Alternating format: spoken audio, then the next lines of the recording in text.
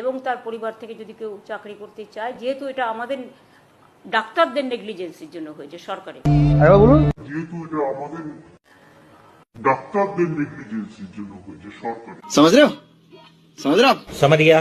পুজোর সময় ঘুরেও বেড়াবেন, আর দরকার হলে একটা ঝালমুড়ির কৌটোর মতো কৌটো করে নেবেন, একটু বাদাম দিয়ে দেবেন, একটু ছোলা দিয়ে দেবেন, দারুণ বিক্রি হবে। মা একটু ঘুগনি তৈরি করে দাও, একটু তেলে ভাজা করলেন, আপনি 1000টা টাকা নিন, একটা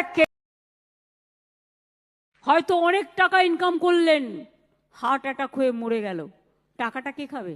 अभी बदत है भाई, अभी बदत है।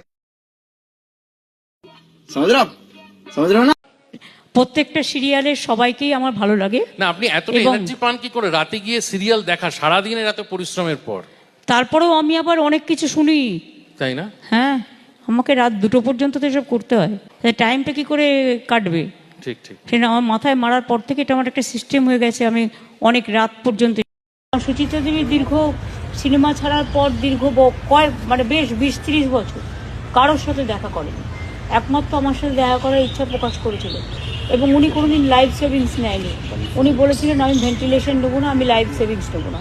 হয়তো লাইফ সেভিংসটা নিলে কিছুদিন বাঁচতে পারতেন, সেটা উনি নেননি।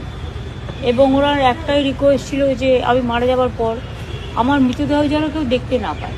সেজন্য আপনারা অনেক চেষ্টা করেও দেখেছেন যে আমি পুরো গার্ড করে রেখেছিলাম, যাতে শেষ কথাটা ওনারা রাখতে পারে।